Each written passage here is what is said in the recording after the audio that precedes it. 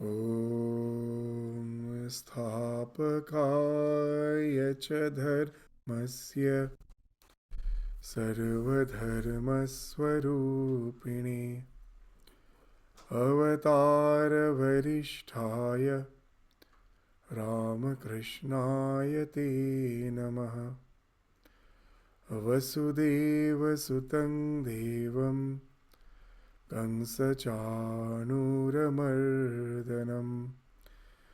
देवकी परमानन्दं कृष्णं वन्दे जगद्गुरुम्।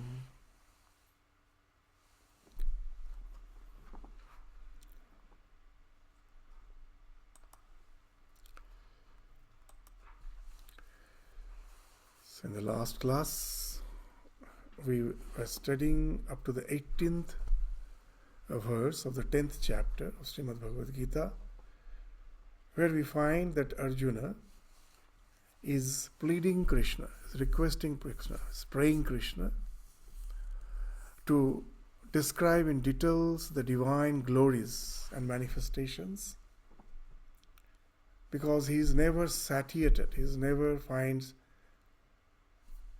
the satisfaction in hearing about his glories again and again.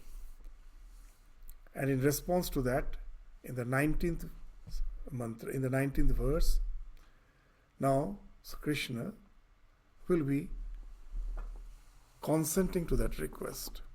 What he's saying now in the 19th verse, Sri Bhagavan Uvacha Hantate Kathaishyami Divya Hyatma Vibhutayah Pradhanyatah Kuru Sreshta Nastyanto Vistarasya Me. So Nasti Anto Vistarasya Me. Hantate Kathaishyami. So the Sri Bhagavan Uvacha, the blessed Lord said. What he said? Well. Hanta means very well. Now as you have requested, I shall declare to you my divine manifestations. Hantate Kathaishyami. Kathaishyami means I will just speak out. I will deliver. Divya. All those divine manifestations. All those vibhutis. He Atma Vibhutaya. Those vibhutis. Those manifestations which proceeds from me. Atma Vibhuti. They're my very own. And then Pradhanyata. Now, it's almost impossible to speak about all my manifestations, because after all, the entire universe is nothing but the projection of the divine and divine alone. It is almost impossible to speak of each and every aspect of the divine manifestation. It is infinite. So what he is saying? Pradhanyata. The principal ones. I will just speak to you the principal ones. Kuru Sreshta. O's the best among the Kurus. O Arjuna, I will speak about the principal ones. Nasti Anto Vistarasya Me. Because I cannot speak exhaustively all my manifestation. Because there is Nasti Anto, there is no end to the extent of my divine manifestations. Vistarasya Me. I cannot speak them exhaustively. It is impossible. So, here we find that the Krishna begins to describe his own vibhutis from this 19th to the 40th verse of this chapter. So here he will be speaking of his vibhutis. So in the preceding verse we find that Arjuna requested Krishna to explain his divine manifestation so that he may constantly meditate upon him. What Arjuna asked, that by what forms should I meditate on you? And tell me again of your divine glories. So why is requesting this? Why is requesting this? Because we find it is so difficult to meditate on the divine in the abstract form. We find that in Dakshineshwar one day Sri Ramakrishna with the devotees from his room went to the Kali temple, just a few steps. And the mother was decorated nicely and she was an illuminating presence there. And Sri Ramakrishna, looking at the mother, said, just see how ecstatic it is just to look at her. So those who say that he or she is without form, how difficult it is for them just to relate to the divine with that abstract form. Here you just come, stand in front and see that wonderful living presence of the divine in the mother's deity, and if there is no effort required from your side, just look at it and you find you are feeling uplifted. So this is a natural tendency of the human to relate to something which is abstract through some form. Everywhere we do it, like patriotism, that the love for the nation, it is something abstract. It doesn't have any, as such, form. But what we do, we hoist a national flag. There is a lot of rituals, the regiments, the army, they will be marching. The flag hoisting will be going on. And then the national anthem will be sung. All these rituals, what this picture speaks of, that something abstract, to hold on to it, we as a human need something which appeals to our senses. Through the senses, we go beyond the senses. And that's a very natural thing. In every aspect of our life, we will find that ritualism is a must. Without ritualism, we cannot relate to something which is abstract. And so that's why the question arises from this devotional psychology. What is that? The human mind finds easier. They find it easier to contemplate the infinite through some tangible manifestation. That's why Arjuna is requesting that please let me know that where to find your manifestations, your vibhutis, so that I can meditate on you. By taking resort to the form, I can relate to something which is beyond form, the formless. So therefore, Krishna now responds compassionately and begins to describe his vibhutis. He will be describing after this verse. So here he is speaking of Atma Vibhuti. This is important, that in our life, whenever we have lot of opulence, power, position, prestige, all those things are prapti. I have attained those things, isn't it? That I have studied, I have endeavored, I have been established in my life, I have a good job, good position, wealth, everything has been acquired. So all these opulences speaks of something which I have acquired, which I am not.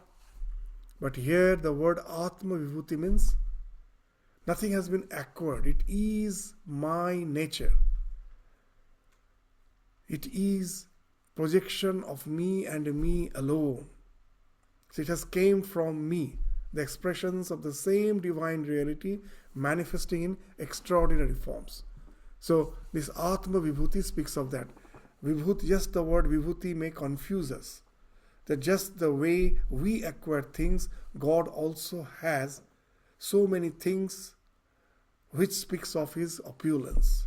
But no, these are all Atma Vibhuti. They are all the manifestations of the divine through these various forms which we are seeing manifested in this universe.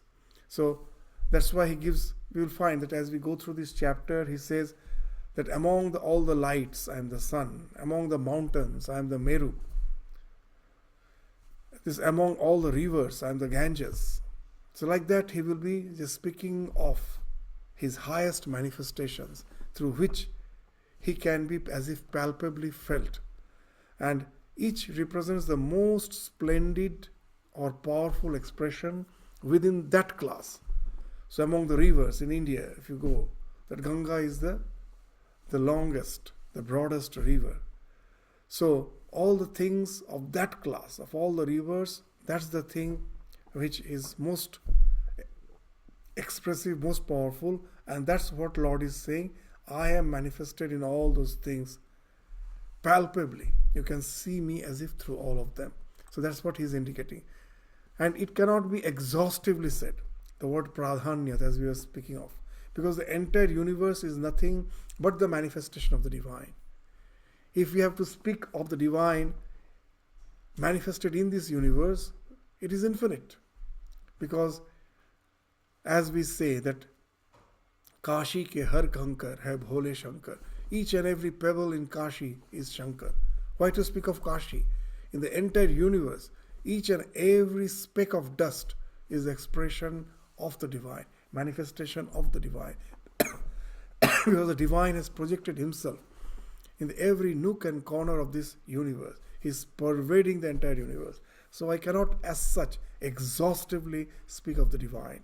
So divine is saying pradhanyata, that principally wherever I am manifested, wherever my manifestation is something which is most expressive, I will speak to you only of that. So as a representative symbols. So this method has an important spiritual purpose. Why he is doing? Why he is speaking of his divine opulence as the magnificent expression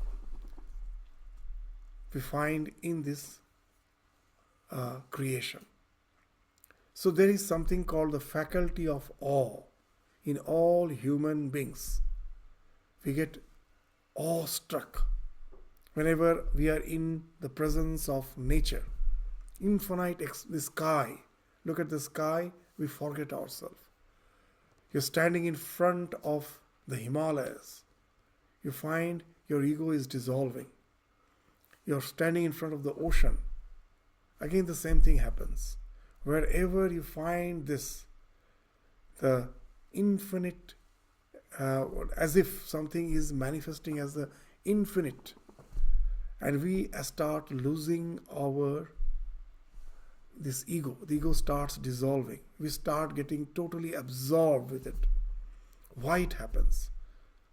So they say, as in our innate nature is spiritual. The core of our being is spiritual, is the conscious principle which is Trikala Vadita, is eternal. It was, it is, it will be. And it is beyond all wants, all needs. There is no hunger, no thirst, no desire for the self. Ever fulfilled, eternal. And this is echoing through the body-mind complex. The ego is nothing but the echo of the self through the body-mind complex. Something from within is constantly saying you are infinite. But as my ego is deluded and try to realize it through the body-mind complex, it never gets satisfied. Constantly it is dissatisfied. Something within me is saying you are eternal, but I don't realize my eternity. My body is gradually decaying and one day it will meet death. My desires ever remains unfulfilled. But something within is constantly saying, you are eternal. You are ever fulfilled. And that's the eternal chase after eternity and fulfillment is going on throughout the process of biological evolution. Constantly we are trying to attain that state. We are fighting against the nature to realize that. And from that sense of awe comes. Why that awe comes? As I am not satisfied, but my eternal quest for eternity and fulfillment is there. So whenever I see something much larger than life, immediately I get totally absorbed by it. We can never in somehow stifle this sense of awe. If we try to stifle, all sorts of perversions come into picture. It is the expression of this awe faculty which we will find is there innate in the child. However, I may try to make my our child, a rational being, that he should be a man of rationality, no emotions, no all those namby-pamby emotions that he should get influenced by. He should be a very rational person.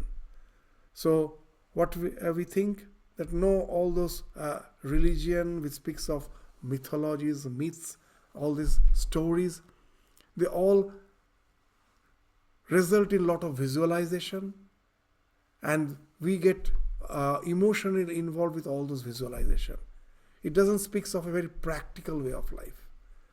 Let us avoid that. My children should be practical. And what you find, with all your effort to get rid of all those stories and myths which we find is plenty in all the religions, which makes no sense as if. But the child, he has developed an addiction for something, the video.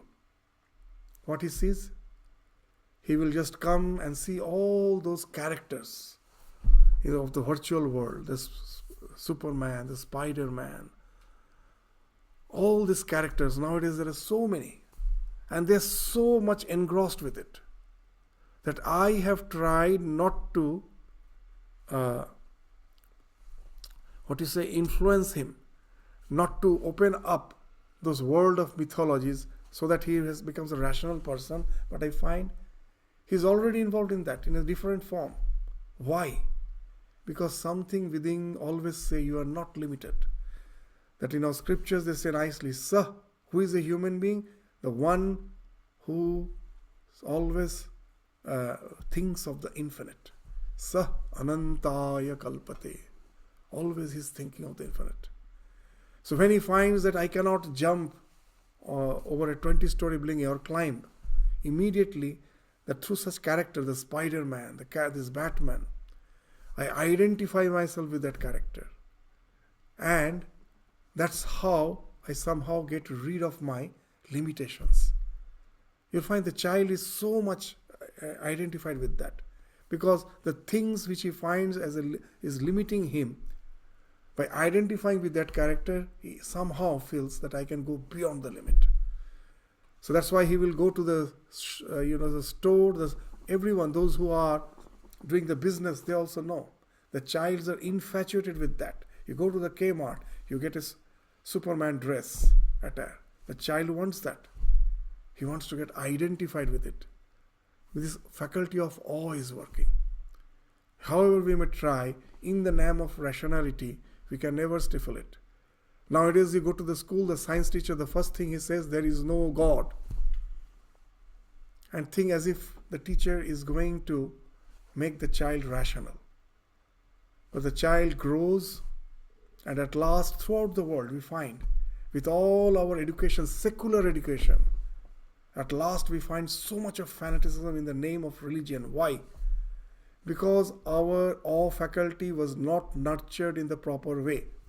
You have a certain faculty, and if you don't nurture it in proper way, what will happen? It will find some perversions. Because there is an innate force within, you are not trying to express it in a nice way, in some perverted way it will find expression. How? Mainly two ways this awe faculty, when it is not nurtured, finds expression. Extreme sensuality. In this world you will find what has happened. And extreme fanaticism. These two things comes. You'll find it is full, this world. That as the norm for this, this awe faculty was not nurtured. When the child is growing, he reaches the state of puberty, he sees the opposite sex. It's very natural. It's within us to find that, have that sense of infatuation. But how it has become perverted, we will say, at present, as you have stifled the awe faculty by not resorting to the mythologies, but you say, here you can find your free expression. The child has grown, he has his own freedom, and now he's resorting to sensuality in an extreme manner. How? Swami Vivekananda gives a very nice way of looking at it. When he was speaking of Vedanta in the West, he was speaking of this non-dual consciousness, that you are the spirit, you are not the body, not the mind, not the senses. So after this lecture, someone retorted back, Swamiji, you speak so much of consciousness as our essence of our being, but in your practice you are all idol worshippers. You worship idols. And Swami Vivekananda just smiled and replied back, but you too worship idols. And that person couldn't relate to Swamiji's words. He says, we, the idol worshippers, how come? And Swamiji then says, why? You, the young man, don't you kneel down in front of a young lady and say you are an angel? Isn't that an idol worship? Just see that because of that awe faculty, how it is working. Now when he is in the state, when he has reached the puberty, because of this biological urge, he is now visualizing. Just a man of flesh and bones with all limitations, you see something, beyond this world of matter. Something very ethereal. And you say, oh, this is an angel. So this is also a type of idol worship. You see in a stone, you see God, and you say it is idol. And when a lady, you see an angel. Isn't that an idol? The same thing. But why we say that it is extremely taking to our, so you will find, as you have given free rein to your senses. As Swami Ramakrishna used to say, freedom is freedom from the senses, not freedom of the senses. In this world, you will find that all sorts of complications in our relations, in society, in the form of various crimes, everything. Nowadays you will find recently, from this month itself, that at last the government has been impelled to impose ban on social media. Why? Because the children they are finding are becoming antisocials. Previously, the same that we are evolving. It is our society in the name of education said we have no right to, restrict the children. Let them express themselves freely. Now it is we, the government, have to change our policies and say, no, we cannot do that. So much of anti-socialism, so much of violence, everything is because of this faculty which was never nurtured properly. In the name of religion, it becomes very easy now to exploit others also. This is one faculty that, as per the sensuality, there is an outbreak, like an epidemic. The awe faculty has taken a perversion there. And again, another, in the name of religion, you will find that previously it was believed that the so-called all those terrorism, the instruments of terrorism were the ones who are financially very viable. Means they are in such a condition, very easily you can exploit them. You can say, see, if you can be a human bomb, your family will be taken care of. So many thought there's a financial reason, but now you will find it's not true. There are doctors, there are engineers, there are scientists who have resorted to all those destructive philosophies. Why? Somehow the awe faculty was not nurtured in the proper way. It has been nurtured in a very destructive way. What? That if you die for a cause, after death, you have eternal life in the heaven with a lot of pleasures. Just see again that awe faculty. You are trying to relate to something beyond limit.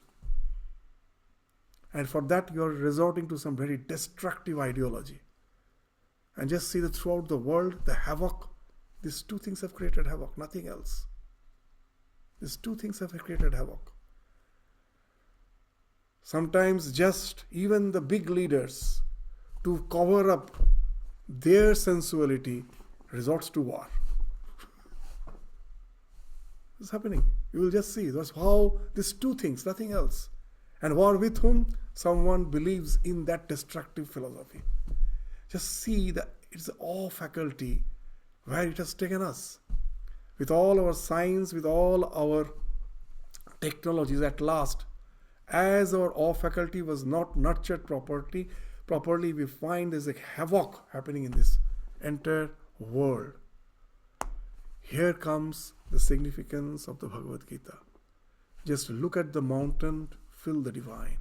Look at the human being, see the divine. Look at any good, even if he belongs to your religion or not. As in the last class we were saying, when the Pope visited India, the throngs of people that made Pope believe that this is a Christian country, he was really surprised to know that here the majority is not Christian, it's a very small minority. But why the people throng? Because in Bhagavad Gita they say that wherever you see the best among men, know it is me and me alone. So this is a wonderful tradition that was built on respect, on reverence, to trying to see the divine everywhere. Just see the science behind it. And that's been spoken of. So when we hear all these things, just in the mountain you see me, you say all this bogus. Is it bogus? Really bogus? We can see something ethereal in something sensual. And what's the harm in seeing the ethereal in the mountain, in the river? Just see the devotion of the people in the Kumbh Mela with so much of reverence going down to the river, knowing it to be the expression of the divine. And it speaks of what? A tradition, a culture where each and everyone is trying to relate to nature, to each and every being through a sense of sacredness, through a sense of reverence. And that's why it's very important here. This method has a very important spiritual purpose. Sometimes we think this 10th chapter in Bhagavad Gita is not very important. It doesn't speak of as if any philosophy, but it's speaking of the most essential philosophy, to see the divine through all the manifestations which we see in this world.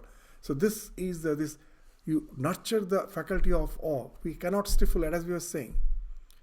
We have to nurture it in such a way that instead of it destroying us, it takes us in a constructive journey, gradually evolving us and at last giving us spiritual fulfillment.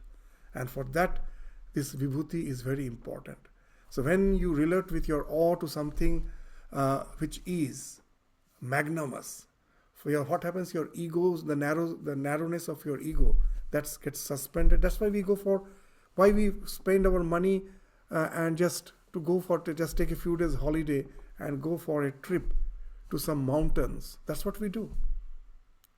We are going either to some mountain or to the ocean just to be sitting in the sea beach and enjoy the vastness of the ocean. Why we do? Because the narrowness of the ego falls off. We feel somehow the moment I am there, because of my ego, there are so many concerns. Oh, my job, my boss, and all those concerns. I'm always bothered. I want to forget, and I cannot forget. I pay money, I spend money, and just travel and go to this brinks of the nature in the end, where somehow I can relate to the limitless. And there I find the ego is dissolving, the narrowness of the ego is falling off, the mental horizon is expanding. So it points beyond the object to the infinite. So all these objects, they are limited, but they are pointing to something which is unlimited. So in mathematics, they say limit of x, where x tends to infinity. For all practical purposes, infinity. So the mountain is something, a limit. The river, the ocean is a limit. However, a person may be great. That there is no divine incarnation who hasn't died, who was not hungry. They had all human limitations. So they were limit x, but where x was tending to infinity, pointing towards infinity. There were certain aspects which were speaking of much larger than life picture. We see some characters in such great person where we as an ordinary being even cannot imagine. That for us, we cannot think of having a life without money. And for Ramakrishna, even unknowingly touches money, his hand retracts back in pain. It is something impossible to believe that it is possible. It is impossible that he in no way has any sense of lust. So these things are much larger than life. X is tending to infinity. That and then we revere him as the highest manifestation of the divine. Why? We are seeing some characteristics, though he is born as a human. He also has throat cancer. He had to die. He was having hunger. But within that, all those limits, now and then you will find the certain characteristics, certain aspects of his life is pointing towards infinite. And that's why we say he's God. That's why we go and build a temple on the top of the mountain. When we go and find this mountain also has a limit, but the tiers of mountains immediately gives us the feeling of something beyond the limit. And immediately we get drawn towards it. The ego gets shattered. So that's why this Bhagavan is speaking of all these vibhutis, so that our awe faculty gets nurtured in a way which helps us to relate to this entire existence in a very positive way. Our emotions are all becomes very positive. And that's what has been spoken of in this Vibhuti Yoga. So, Nasti Anto Vistarasya Me. So, I will be speaking only the principal ones, because there is no end to the extent of my manifestation. Because I alone have been projected as this universe. So, that's why there is no end to my Vistar. So, this is what is the spiritual significance? That God is everywhere. So, don't seek Him, see Him. That's what Swamiji used to say. We are trying to seek God with our closed eyes, and we find darkness and darkness alone. Swamiji is saying, open your eyes. See the God manifested as this universe. So don't seek Him, see Him. He is here and now. He is not far away. So that's the idea which will be spoken of in these verses. In the 20th verses, what's the next verse is saying?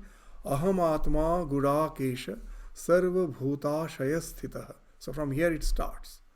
His manifestations. That what are the various manifestations? First he is speaking something which is within. Aham Atma Gudakesha Sarva Bhuta Shayasthitaha Aham Adischa Madhyamcha Bhutanam Anta Evacha. So I am the self, O Gudakesha. Gudakesha means Gudaka Isha. Gudaka means sleep. Isha means the Lord of sleep. So literal meaning that Arjuna is the Lord of sleep, because he has conquered sleep. He doesn't need to sleep. So this is impossible. As a biological creature, everyone needs sleep. If you are not getting sleep, you go to the doctor. So here they are saying Arjuna has conquered sleep. What actually it means, we will come to it. We have to read between the lines. So here he is saying, Aham Atma Gudakesha. Oh, the one who is the Lord of the sleep, who has conquered sleep as if. Gudakesha. So know what? Sarva Bhuta Shayasthita, dwelling in the hearts of all beings. Aham. I who dwell in the heart of all beings. Dwelling in the heart of all beings. Aham Adischa Madhyamcha Bhutanam Anta Evacha. I, the one who resides in the heart of all beings, is beyond time. Aham Adischa Madhyamcha Bhutanam Anta Evacha. I am the beginning, the middle, and indeed the end of all beings. So first let us come to this word Gudakesha. Very nice word, Gudakesha. Gudaka Isha, sleep or darkness. Gudaka speaks of sleep or darkness. Isha speaks the conqueror of sleep. What is the spiritual significance? Actually, Gudaka means sleep or darkness. So it speaks of tamas. Sleep is equivalent to tamas. So when I am sleeping, I am not aware of anything. But in our life we will find we need not have to sleep. As we are so much entangled with the world, we are sometimes not aware of what's going on within my own mind, subconsciously. I'm never looking at it. So with all the senses, we are always moving out, we are never turning within. So unless you are aware of what's going in your mind, you can never have control over your mind. In English, there is a very nice proverb. The price of purity is vigilance. if you are not vigilant, then so many things are going on in your mind you are not aware of, and then what happens? Suddenly you find you are under the grip of it, because in your mind some samskaras, some latent impression have just started evolving, has started rising up. It was there hidden, dormant, because of exposure to certain environment, it has started rising up, and you are not aware. When it has came to the surface of your mind and explodes, and then you find you are totally overwhelmed. You have no power to have to control over it. So Gurakesha means what? The one who is always aware. He knows that yes, a thought, a samskara is arising from the subconscious mind. I can see it is arising. It is gradually coming. It is coming to the surface. It bursts. But as I have started observing from its very inception, now it cannot overwhelm me. It comes, it explodes, but I can be the mere witness without getting affected by it. And then he is a Gurakesha. To give an example, when Swami Shradananda, the first General Secretary of the Ramakrishna Order, a young brahmachari came to him. He was a senior monk, Shradanandaji, the first General Secretary, a realized soul. He came to him and he was saying that how disturbed is his mind, that he cannot have control over his mind. It perturbs him extremely, disturbs him very much. And then he asked, "Sir, do your mind never disturb you? Are you also blessed that your mind is always so calm?" Then Sharat Maharaj very nicely, Sharadanandaji replies, "Well, no. The mind's nature is such. You will have all these thoughts. It will come to your mind. Even for a realized soul it will come. But then how do you control it? How can you be so calm?" And then he says, Shradanandaji says, a very simple and interesting thing. You know what's the difference between you and me? For you are most probably sitting in a room, you are engaged in some work, and you are so absorbed in it, you don't notice that outside, in the corner of the sky, a little speck of cloud has developed, and then layers of cloud are forming. The entire sky is getting dark, layers after layer. The clouds are forming, and then suddenly there is a thunder, and then there's a gush of wind, and then suddenly there is a downpour. And with the wind, the downpour starts splashing inside your room through the window. And then you get aware. You get up, and now you find that your room is already, is drenched. Because you haven't noticed. For me, I am just seeing when the first speck of cloud came to the sky, the layers were coming, and then suddenly we find that there was a thunder, the storm came. I have sufficient time to go and take control of the situation, to close the window. So this is the thing, only difference, nothing else. You are not at all observing, I am observing. And this example, so similar to the present day RAIN acronym used in modern psychology. RAIN, they say that how to have control over the mind. For this to have control, they say that you have to resort to this RAIN acronym. The same that RAIN, so Shradanandaji is speaking of. So almost similar thing in the modern psychology they're saying RAIN acronym. When an acronym means each and every word of this RAIN, alphabet of this word RAIN, has a meaning. R means recognize. That whenever we will find that sudden anger my mind is full of rage, anger. Don't run away. What we do, suddenly because of anger, I cannot control my mind, I go and on the TV and just start seeing the TV, thinking the more my mind is engaged in that anger will fall off. It never happens. it stays there in the subconscious mind to explode at some situation which you were also not expecting. Later you repent for that. So better to deal with it. When anger is there, don't turn on the TV. Recognize first. R. A means accept. I accept it. I need not have to run away from it. I investigate. Just Shardanaji was saying from the very first, I was investigating. Investigate. Now if you will find that any emotions, if you investigate, very interesting, it cannot stay on its own in the present moment.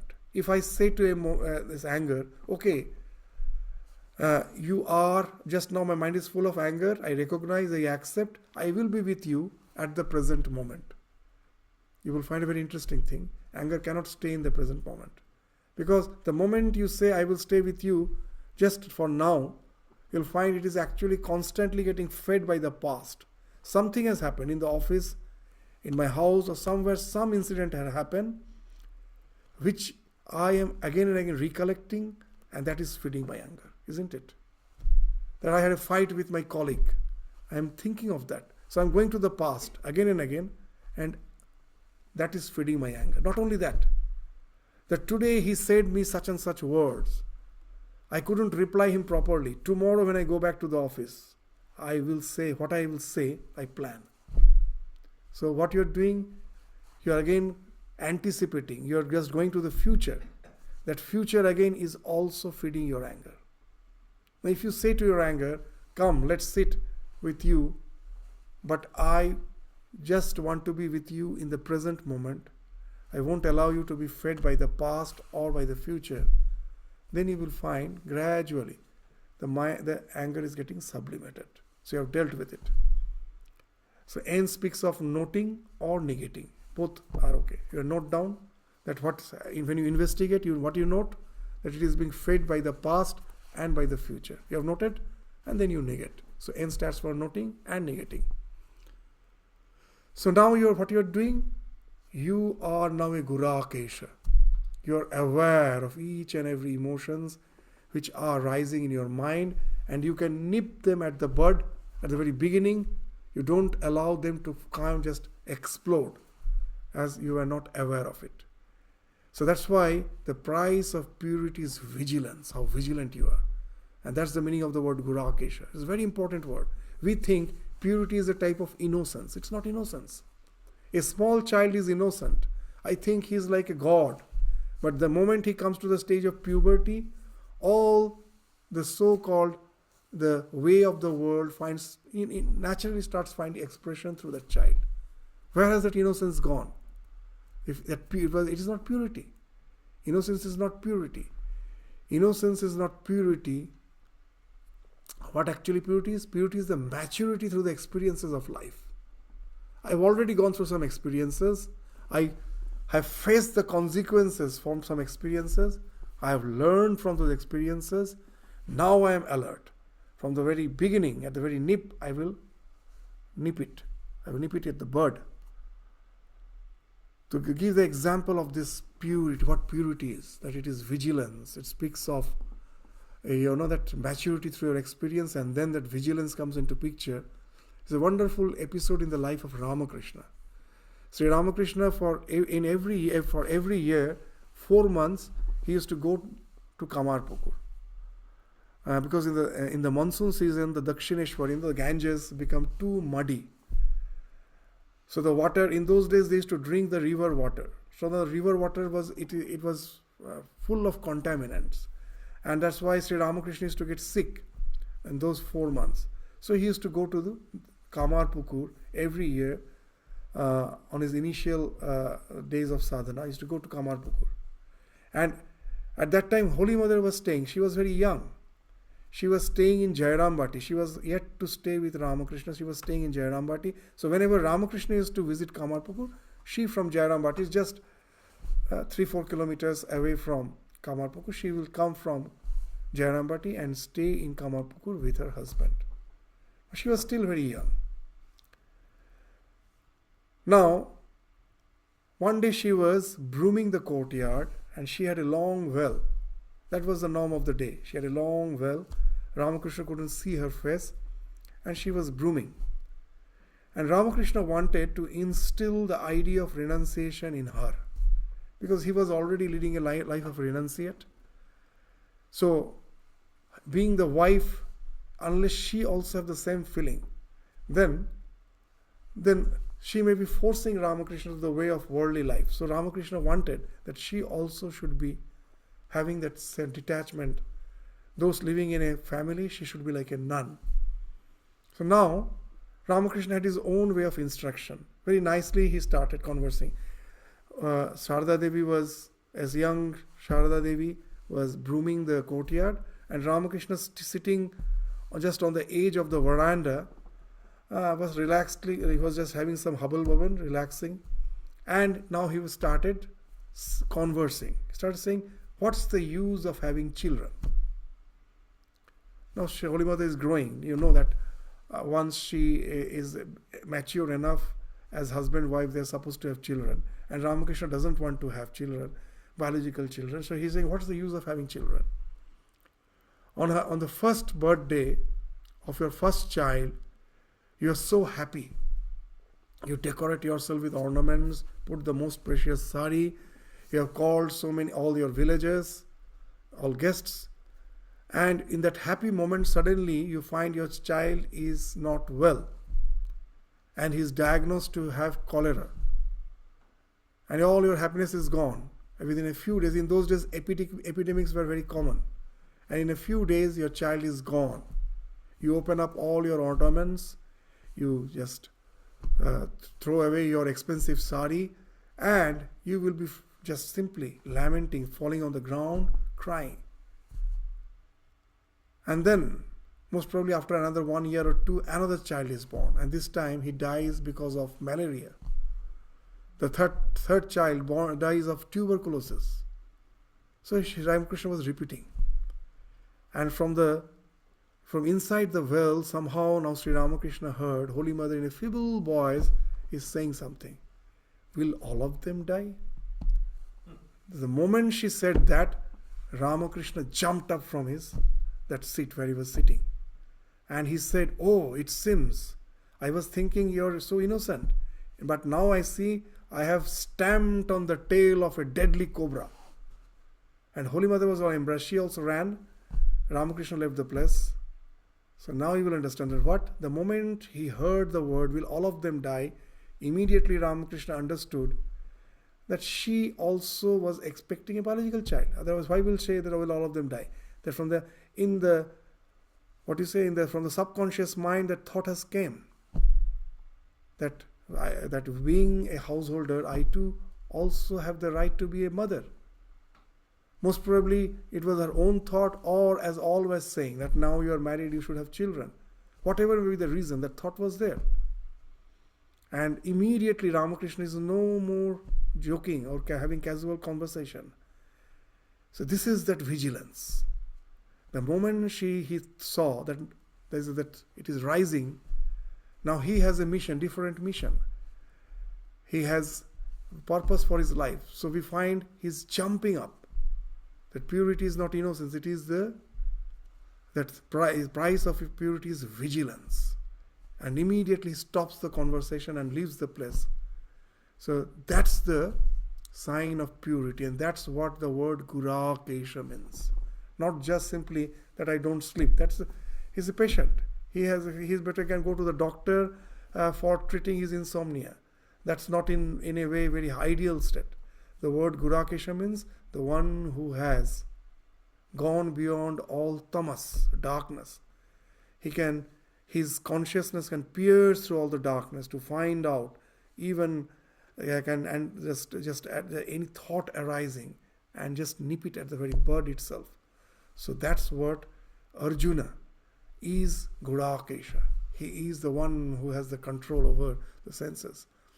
And that's why he is the foremost disciple of Krishna. And that's why Krishna finds him to be the most suitable disciple whom he can instruct in the ways of life, and which is why being expounded as the Bhagavad Gita. So here is the meaning of the word Gurakesha. To Gurakesha, what he's saying? Aham Atma. I am the self.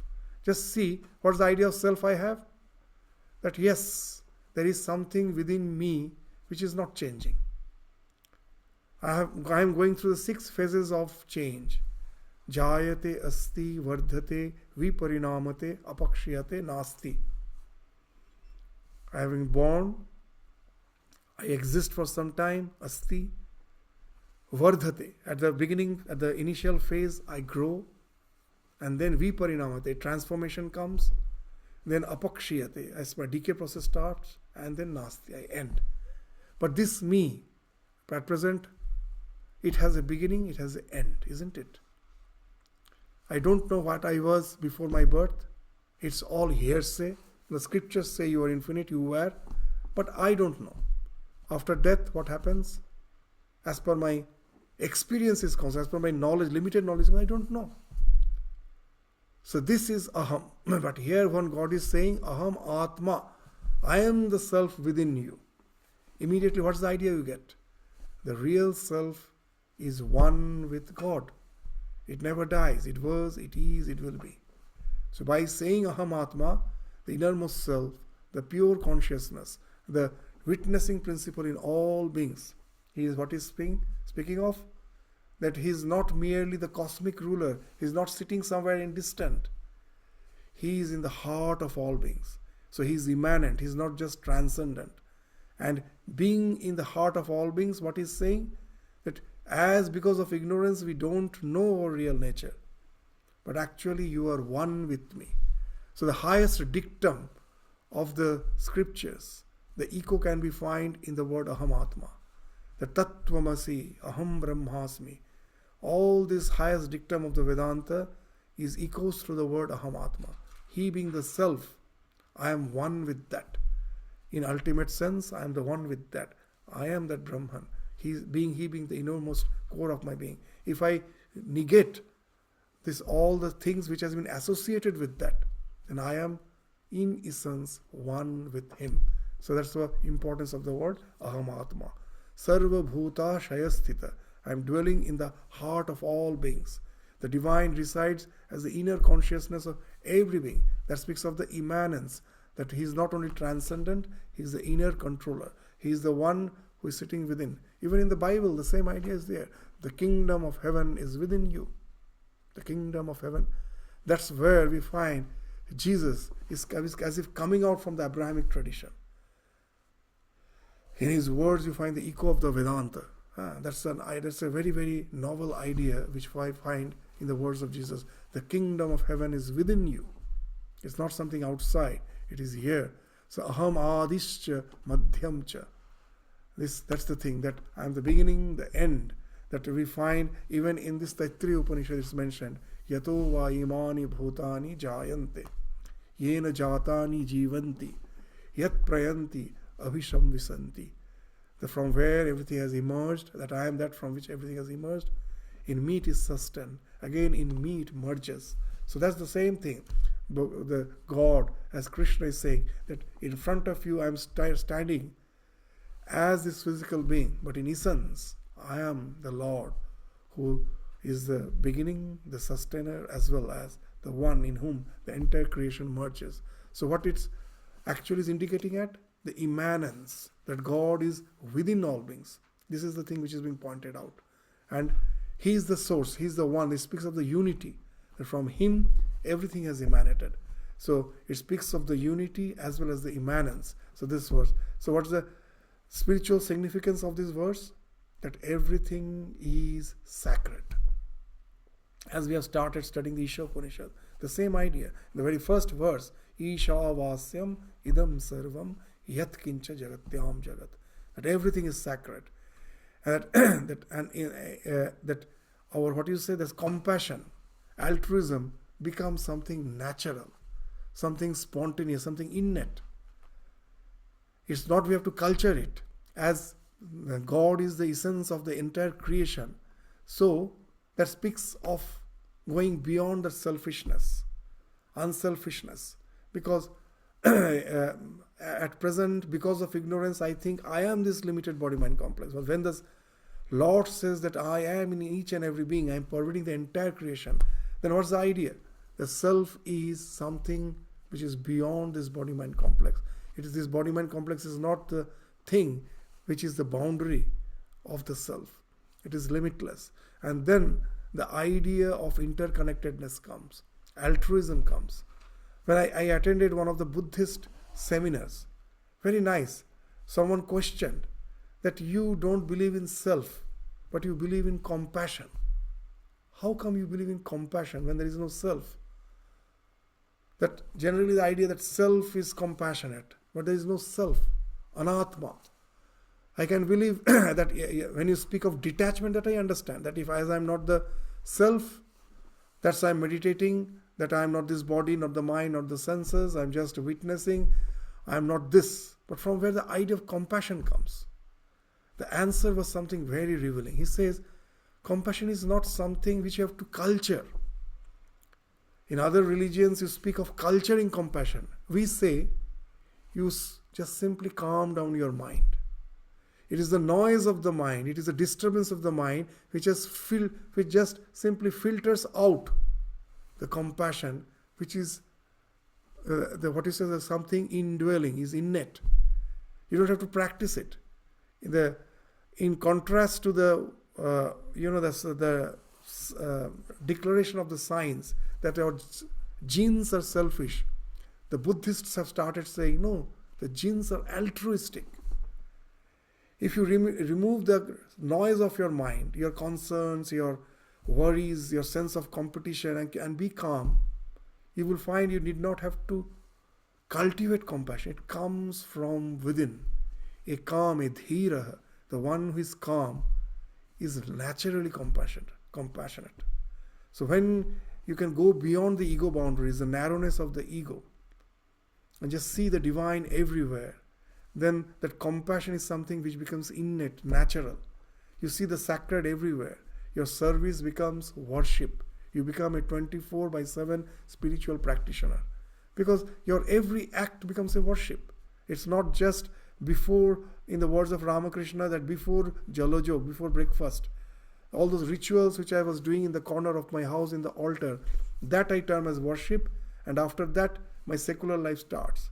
Sri Ramakrishna used to say, the tomader dharmo jalojog porjanto, that your religion is just till the breakfast. Because we have identified our religion with a set of practices. We cannot bring it out from our shrine and extend it to the entire creation by seeing the divine everywhere, when service becomes worship. And that happens only when we see the Lord in each and every being.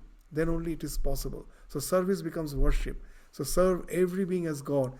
So it's possible, Shiva Jnana Jiva is possible only when I am seeing the Shiva in each and every being. Madhav Jnane Manav Shiva. Jivo Shiva Jnane Jivo Shiva. So see the Madhava in each and every Manava. See the Shiva in each and every being. And then the entire world gets transformed. And that's what is being indicated in this verse. That's Aham Atma. I am the self. I am the Shiva in each and every Jiva. Aham Atma Gurakesha. Bhutaya Avasthita. That in every Bhuta, in every being, I am the existing as the self of each and every being. So that gives a sense of worship. And that gives a sense of sacredness. And that gives the idea that what you say, this mutual respect and compassion. All these things, all these positive emotions comes from this, from the idea that Lord is the self of all. So when we try to see these verses in between the lines, we'll find that each of these verses actually is indicating to that highest spiritual attainment. It's not just simply a statement that I am the self in all beings is a statement. It is indicating, because the Lord is a pointer. His life and his each and every word is a pointer. It's just, that as Buddha used to say, that I teach the principle. So not the person. All the persons are the pointers. That if we get too much attached to the person, we forget the principle. As Swami Vivekananda also used to say the same thing. That when he came back from the West, many complained that you have never spoke of Ramakrishna. And he said, but and Swamiji's reply was, what I spoke was only Ramakrishna, nothing else. But yes, that word Ramakrishna was not mentioned because I was indicating to the principle. That character is just a pointer. So sometimes we forget the principle, we take the person, and then all fanaticism comes. But if you take each and every this person as the pointer, what is indicating to? He is indicating to that highest spiritual. Just when he says Aham Atma Gurakesha, it is what is indicating that he is the Shiva in each and every jiva.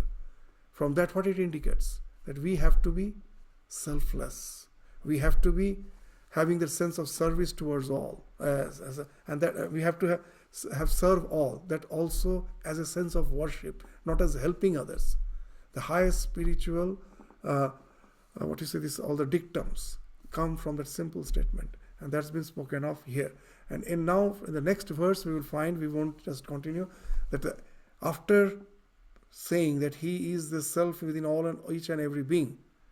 So when I just dive within, I see the Lord. Now when I look out with my senses, is it without the Lord?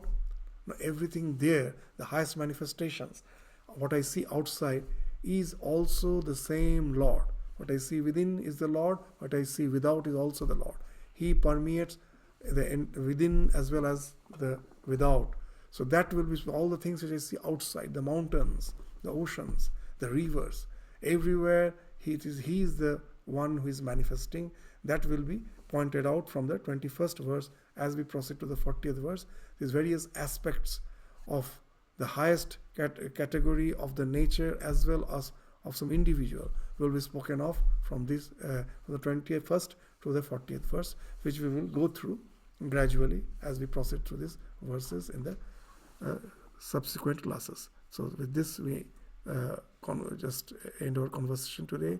Thank you all. Namaskar.